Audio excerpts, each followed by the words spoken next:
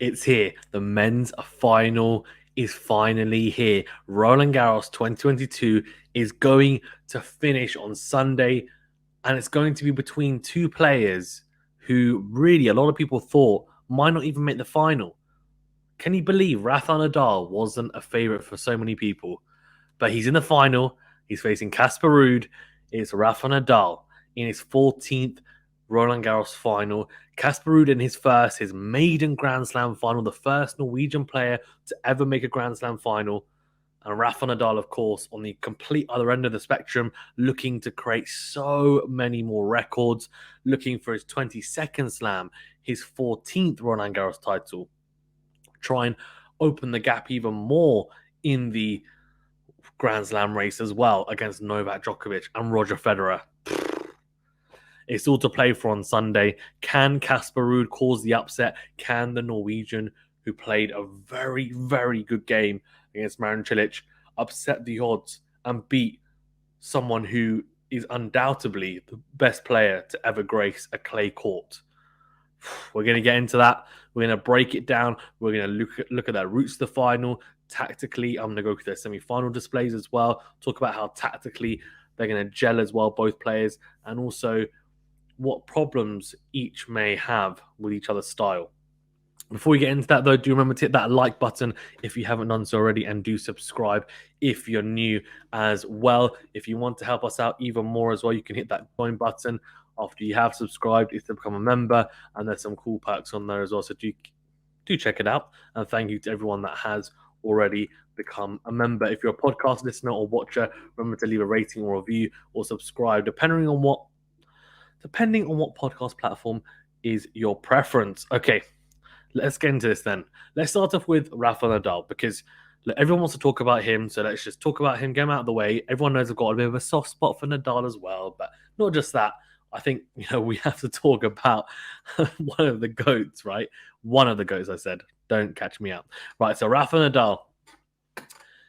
His semi-final against Alexander Zverev was anticlimactic to say the least, and that's because Alexander Zverev unfortunately left in a wheelchair. He turned his ankle really badly, and as someone, and I was saying on the live stream commentary, thank you everyone who did join the commentary for the Nadal Zverev match. Of course, we will be doing a live watch along and commentary play by play for Nadal versus Ruud on Sunday. Of course, goes without saying.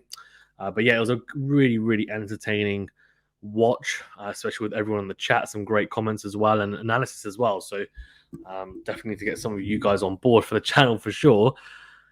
But Nadal wasn't at his best. I mean, after playing against Novak in the quarterfinals, I think there was a feeling that, oh, hello, he's kind of found a next gear, a kind of a gear that maybe people hadn't seen since the Australian Open final, and you're thinking, okay, he's starting to peak at the right time. Now, he came in against Alexander Zverev, and we didn't see much of that. We saw glimpses of it when he really needed it the most. He kind of stepped it up, and that's, I guess, what the great players do. When they're not playing their best tennis, they're still able to find a way to win, and that's what he was doing. In that first set, he was down early. He was 4-2 down. You're thinking, oh, okay, this isn't great. Then he was 5-3 down as well. He managed to break back. He managed to win 2 games in a row, get to 5-all, and then he actually had set points at 5-4, did Nadal actually. So at 5-4, Zverev serving to stay in the set in that first set. He had 2 set points. He didn't take them, and Zverev did really well in the end to hold. 5-all, and you're thinking, okay, then he takes him to a tiebreaker, and you're thinking, well, the tiebreak records are what? Nadal's 10-2, now it's 11-2, but it was 10-2 going into it. Zverev was 12-2. So pretty even Steven. Zverev actually with the slightly superior record, and we know how good Zverev is serving on the first serve. And in the first set, he was serving, at 84% of first serves in, which is ridiculous. At one stage, it was literally 93% in the first set. And he started off really well. He ended up opening up a lead of 6-2. So he had 4 set points. Nadal somehow managed to save them. A lot of bad misses as well from Zverev, I have to say. He did serve some, let's say, iffy double faults in big moments. In the end, he ended up serving 8 double faults, and quite a few of them in big moments where either he was break point down and then he conceded the break, or was the point to open up a break point. Yeah, just not great from his point of view. But in that tiebreaker, he showed a lot of heart to get to 6-2, then also to save as well. It was another 2-set points, another 3-set points, sorry, even. To keep on rolling through that tiebreaker, and in the end, Nadal took it 10-8, and it was a very entertaining tiebreaker just because of the drama that it contained. But in terms of looking at it from a, I guess, a level point of view, it wasn't the best. That's for sure. It really wasn't. It wasn't the best. It was a match where, I was watching and just thinking there's a lot of mistakes being made. Yes, there's a lot of kind of really good points as well in between and intertwined, but overall not the best kind of tennis or level shown by Nadal or Zverev, to be fair. Although I think for Zverev, he was playing close enough to his top level, whereas Nadal was kind of way off, if that makes sense. Then we go into the second set, and no one wants to hold serve. There's breaks of serve. I think there was four straight breaks of serve.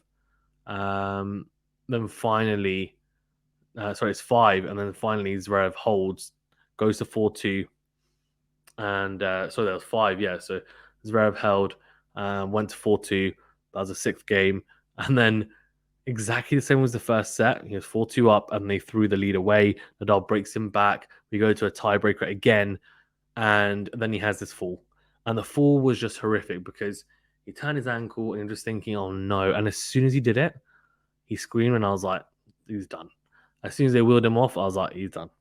Because someone who's had a really bad ankle injury in the past, like where I've sprained my ligament, not sprained, sorry, I've ruptured the ligaments in my ankle, and I was in exactly the same state as him. I was in a moon boot, and ended up being in a cast. I was in a moon boot and crutches for 3 months. He has the best he'll have the best treatment and doctors, and he's an athlete as well. I'd imagine he's going to miss Wimbledon, though. It's a real shame because the second set was pretty poor in quality, no doubt, but it was close. It was tight. I don't know, and I know some people are saying, "Oh, it could have gone either way." I think Nadal probably would have come out on top. But you just don't know. You can never be 100% sure. But in saying that, Zverev was, was running him close, and clearly, he was having a lot of success. I think, especially under the roof, they're good serving conditions for him generally, which is why I think the second serve, the double faults even, it's more to do with nerves, nothing to do with conditions, and he would have known that. But the reason why I was hitting so many first serves in is because the toss, he's got such a high toss, but there's no wind, there's no complaints about sun in my eyes.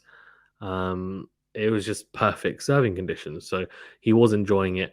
Nadal started to return a lot better and read the Zverev serve as the match went on, and from a tactical point of view, I'll talk about it more when we talk about Casper Ruud, because I want to talk about the findings from the semi-finals and kind of also then, I guess, give an insight as to what we can expect in the final.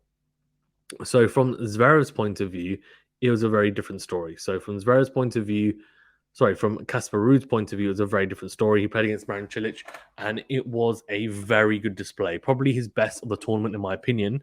I thought he played some really good tennis and kind of very differently to Nadal, where his level was lower compared to what we're used to. For Ruud, I thought he played better than I was expecting. He ended up hitting 16 aces in the match over 4 sets, which for me is really big. I know someone said he hit 13 against Rune, but it's just, I'm not expecting someone of his height and stature, and someone who last year I thought really struggled to serve, well, not just effectively, but big, to then suddenly start hitting a load of aces into corners. And that's exactly what he started doing. He was hitting a lot of serves, and especially the short slight serve, or short kick serve even, from the deuce side. A lot of aces from that side, but into all corners. And it's great to see he's not serving massive in terms of speed-wise, but with the amount of spin and also the placement, it's a deadly combo, and he was doing really, really well with it. So yeah, that was good. Oh, what was that? Sorry. Something's flying past me. But yeah, so overall, I think, a really good display from Casper Ruud, and he'll be happy with that. The fact that he also played his first ever Grand Slam semi-final, Chilic's first since 2018, and Ruud managed to kind of come through it. He'll be really happy with the way that he handled the pressure, especially serving it out. He held to love. I mean, it was really impressive. The biggest thing that impressed me actually was in the second set, I think it was. He was love 40 down at 5-4, serving for the set in the second set. And he came up with some absolute gems, like some fantastic first serves, an ace here or there unreturnable, but also big 1+ plays.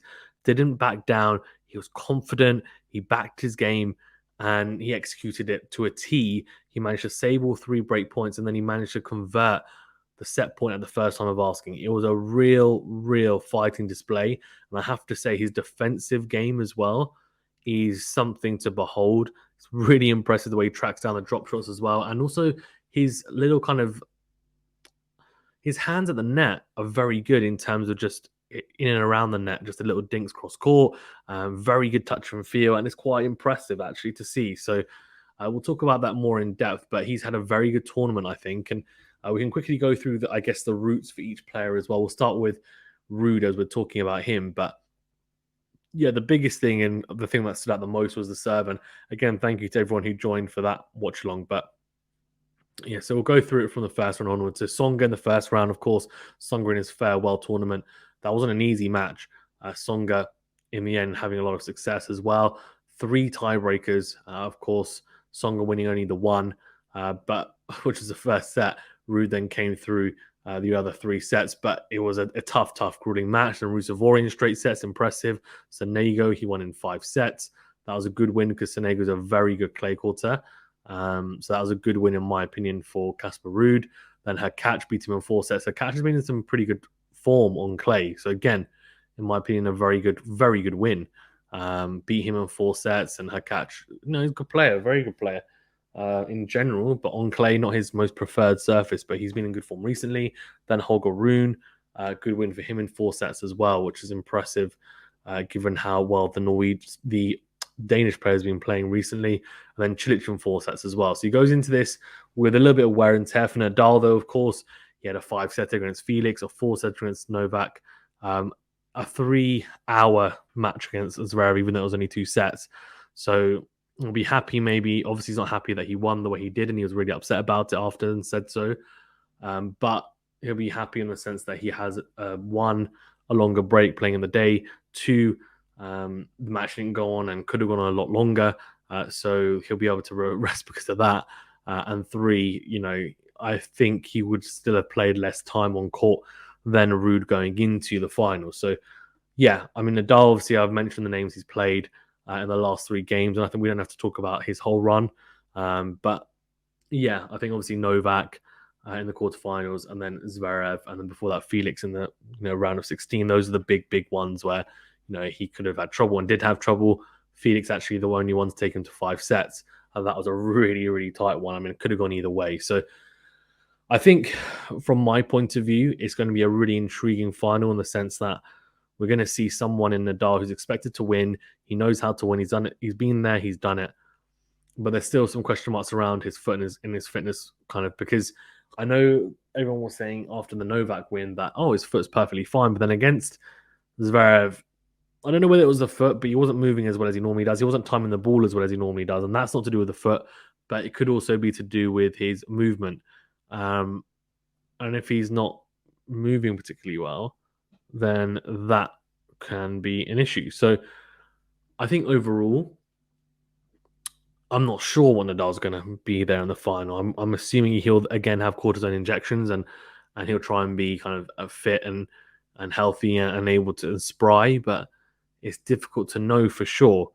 So let's talk about it from a tactical standpoint and kind of what's been impressive for both players and what we might see from both and how they then, might handle it. So we can start off from the Nadal point of view and how Ruud might handle some of the weapons that Nadal and what Nadal maybe needs to do against Ruud. So Ruud's forehand, it's got high topspin. He said, Nadal's my idol, and you can tell because in some of the shots he does whip the righty forehand like Nadal does. Obviously a mirror version because it's a right-hander doing it, but he does, and it's high topspin. The one thing that's actually quite impressive about it is that's normally very deep as well. very rarely drops it shorter. He finds some fantastic angles cross court with just kind of the regulation forehand. But yeah, because of the high top spin count, he's able to find these great angles, which is great to see. The backhand is relatively dependable, but it's not a hurtful side for the most part. He's hit a few winners off it in the semi-final, but generally it's more of a shot that, you know, keeps him in the rally, and it's a bit more kind of a lot more coverage over the net, a bit more loopy at times just to kind of keep him there. But it's not, for me anyway, a very hurtful one. But he's stuck with Cilic in a lot of the rallies backhand to backhand, but that's not the same as sticking with someone like a Djokovic or a Zverev, right? So that'll be interesting to see how his backhand holds up against Nadal's forehand. That's the big matchup for me. And in general, most people nowadays, especially someone like a Zverev as well, who, I mean, he stepped in and kind of drove through the backhand against Nadal. The issue that Casper Ruud's going to have is that he's a lot smaller. However, the positive is that he doesn't have a one-hander. Because a one-hander and being that height, you know, a la kind of Dominic Thiem is happy to take it on the rise, but generally most one-handers, they struggle against the Nadal forehand because it comes up so kind of really gets big on them. And I think for Ruud, that's going to be something he's going to have to look at. I'd imagine he's going to hit a lot of like lob backhands in response, and then it's how does Nadal deal with that, and most likely he'll try and step in and attack it. And then how does Ruud do defensively? But he's going to have to try his best to kind of just deal with that forehand cross, because he'll know it's coming, and it's just if he's able to be solid on that side, not make a lot of errors because of it, and stay in at least neutral in the point. Well, that's one tactic. Obviously, we know Nadal's going to utilize it. He's not Zverev, where, you know, the backhand is probably his better wing. It's definitely the weaker of the two wings. So that's something that he'll try and do, Nadal, and he'll try and make sure that he goes either kind of deep enough into the corner or at enough of an angle to avoid Ruud being able to run around it as well, to then go into out with the forehand. So that's obviously a tactic I think I can see Nadal using. In terms of the Nadal serve, I guess, I think, again, he'll probably be a bit more comfortable facing Ruud because he will then be able to go into the backhand more. And the forehand return is more hurtful. Backhand return, for the most part, I was quite impressed with the way Ruud returned. He returned, for me, pretty well against Cilic. It took him a game or two, but once he got used to the serve, he was good in the sense that he was quite clever.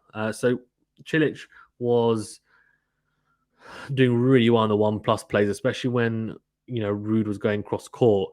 Cilic would normally go out wide with the serve in some of the points, and then Ruud would go cross court, and then he'd step in and either go forehand on the line or backhand on the line, and he'd step in and kind of be the aggressor straight away.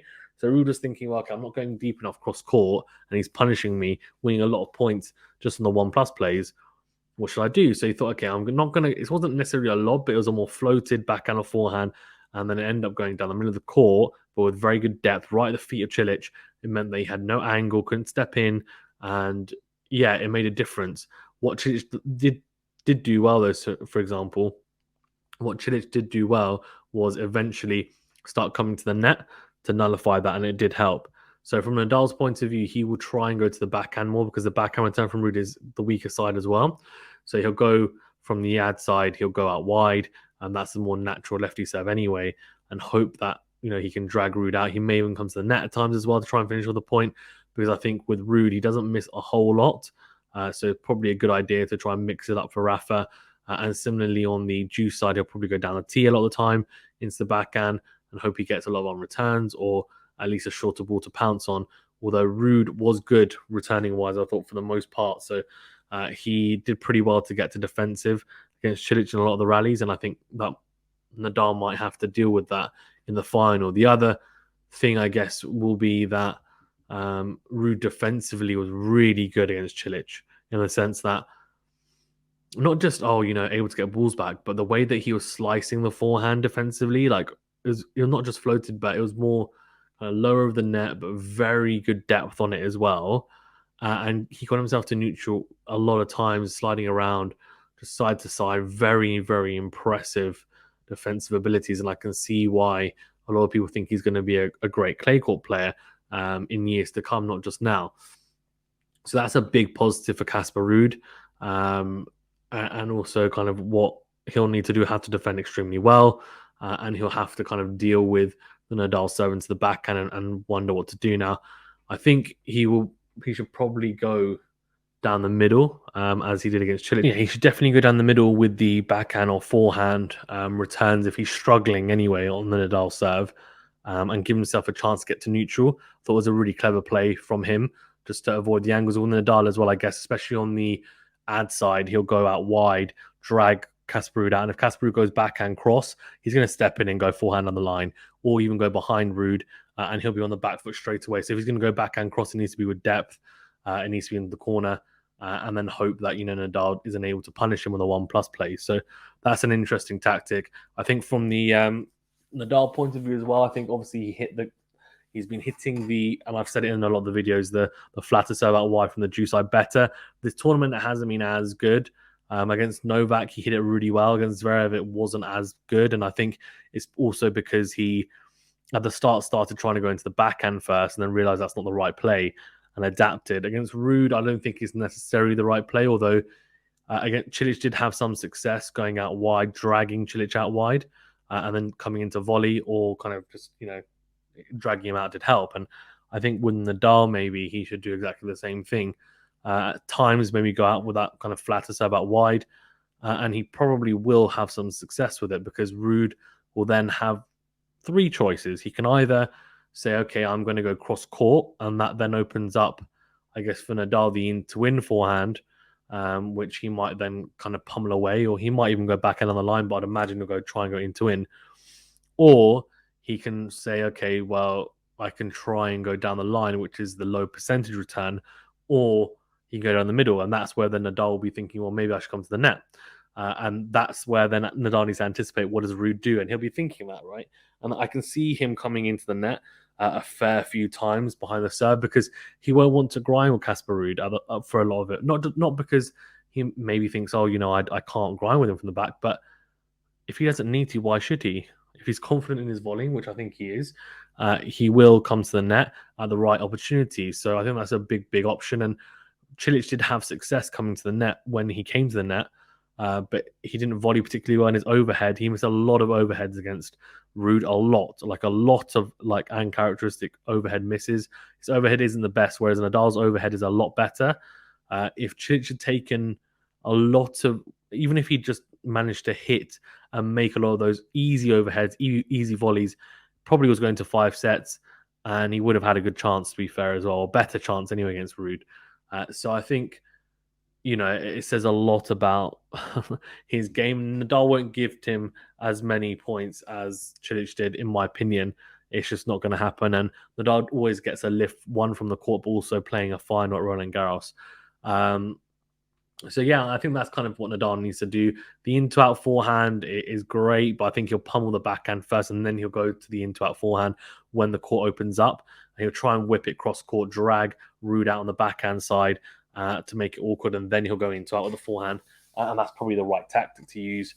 And then also, if it's a good enough forehand, he'll probably come into the net and try and finish off like that. So Ruud will be looking kind of, okay, do I need to pass him? How do I pass him?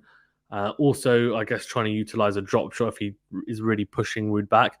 The only issue with the drop shot is Ruud was really good at retrieving them against Cilic, and not only was he good at retrieving them, he was really good, just very loose wrist, being able to manipulate the ball then in return for a return drop shot winner, or to dink it kind of cross court or down the line. And I was actually very impressed with his defensive capability. So yeah, Nadal will need to break him down, and it is possible. We saw Cilic do it. With the firepower he's got. Nadal's firepower is just as powerful, if not more, but it's a different kind of firepower. So we'll see how he gets on. But, I think Nadal will be thinking, and I would imagine he's probably slightly happier to face Ruud than Cilic in terms of a style point of view.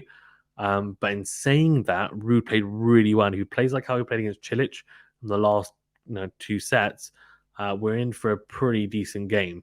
From Ruud's point of view, he has to serve really well.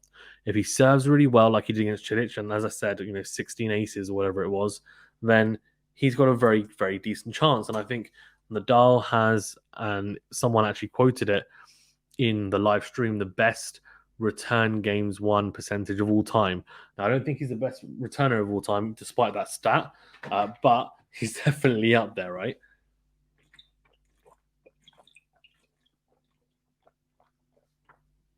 So if he's up there, Ruud knows he needs to hit spots. Now, the best serve to hit is that shorter serve out wide on the juice side because it's into Nadal's backhand. 2, Nadal's going to be very far back, and 3, Casper Ruud shorter. So it's definitely going to help him out hitting that serve, right? 1, he'll get 3 points, and I'll be having to stretch for it. He might not even get to it. It might end up being an ace. So all Nadal will should be stretching and try and slice the backhand, and for the most part, he'll be off balance, or he might slice it cross court, but then it goes into the forehand of Ruud, and then he can dictate from there with the 1+ play. From the outside, it's a different story. I don't know whether he should necessarily go down the tee a lot into the Nadal backhand because I feel like Nadal will just kind of go lob backhand return down the middle and then get to neutral straight away. So maybe he tries to go out wide. But if he goes out wide, he needs to go not the back of the service box because that will be right into the hitting zone of Nadal and arc into the hitting zone of the forehand. He'll need to go shorter, so like bigger kick serve, more angled, so that Nadal's having to hit the forehand, kind of that kind of very stretched out squash shot forehand at times, which he has to hit kind of with very, very, very minimal backswing, which is quite awkward, and that will then give Ruud an opportunity probably to pounce on a shorter return. So something for him to think about, especially utilizing his height as well, which obviously in this case is actually probably a relatively kind of good thing because he's not as tall, but Nadal probably won't change his return position. He'll probably stay as far back as he normally does. So with his height, he probably can utilize it to his advantage for sure. So it'll be interesting to see what he does do with that. The other thing is, then we need to think about the exchanges from the back of the court. So the forehand to backhand exchange, I think Ruud can have some success, although Nadal hits a very good backhand cross, especially when he finds good angles. So we might see quite a few rallies where Ruud's finding great angles on the forehand cross, and so is Nadal, and then it's kind of a battle of wills. It'll be interesting to see how that one pans out because I think Ruud's forehand is very potent, and then I think the issue Ruud's going to have is with the forehand to backhand exchange, so Nadal's forehand into the backhand of his. I talked about it earlier about how I think Ruud's backhand is more of a weakness now. It is definitely serviceable in the sense that he does go deep with the backhand. It's not extremely hurtful though. It doesn't really go kind of cross court big or down the line big for the most part on the backhand side. So the question, I guess, will be, does it hold up against the Nadal forehand? And we shall see.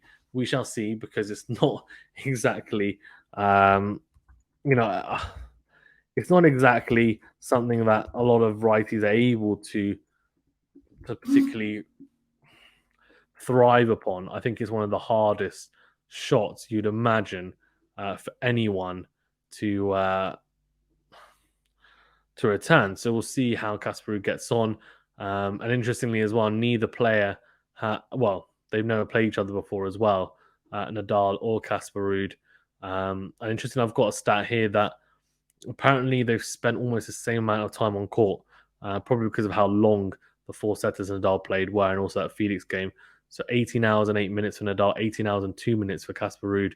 And the reason for that will be as well that Nadal's games against Novak, for example, was so long, a lot of juice games. So we'll see how he gets on and how he feels physically. But I think for Nadal, from the serve dynamic as well, I talked about it, but from a return dynamic, it'll be interesting to see whether he does step up if Ruud is going kind of shorter and wider.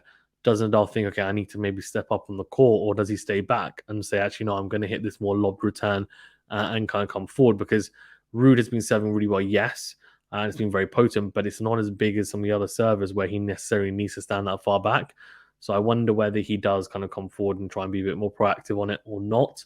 So that'll be intriguing to see for sure. But yeah, it's going to be a really interesting final, especially if Ruud comes into it in the form he had against Cilic.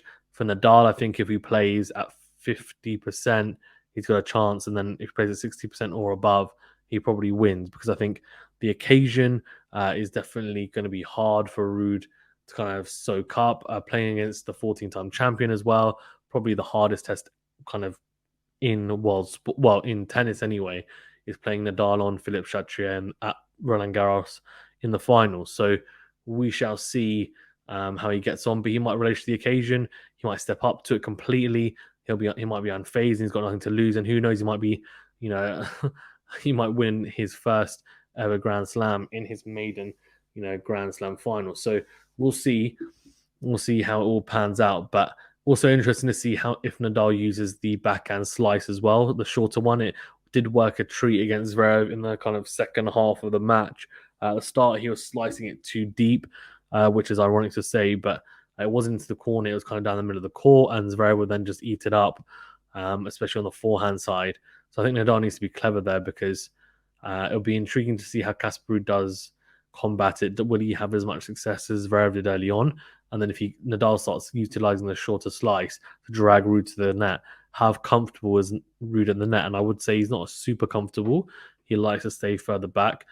So then Nadal has an opportunity to pass him or lob him. So, and that's kind of what he ended up doing against Zverev sometimes.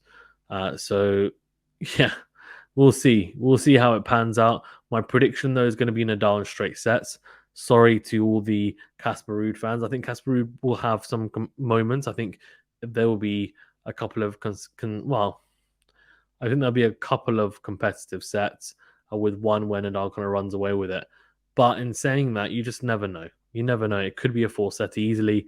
Ruud has the ability to do so, especially when he's serving as well as he has been, and with the 1+ play. So we'll see how Nadal combats that. Also combats the Ruud forehand as well, the high topspin that he is able to exert on the ball. And yeah, it'll be great to watch. Make sure you do tune in for the live watch along. I'll put the link in the description of this video as well. But it's also already and will be already set up as well, so you can check it out. But yeah, please remember to hit that like button and subscribe if you're new, and do remember to leave a rating or review if you're a podcast listener or watcher. Thanks so much for listening. We do really appreciate it. Unfortunately, Zverev, of course, injured, so wishing him a speedy recovery. For Nadal and Ruud, good luck to both. We'll be doing commentary for that. Cannot wait. And tomorrow, Coco Gauff versus Iga Swiatek. The preview for that tie is already out on the channel. Do check it out. And yeah, do become a member as well by clicking that join button on YouTube if you're interested. Thanks so much, guys. Stay safe and well, and I'll see you on the next video.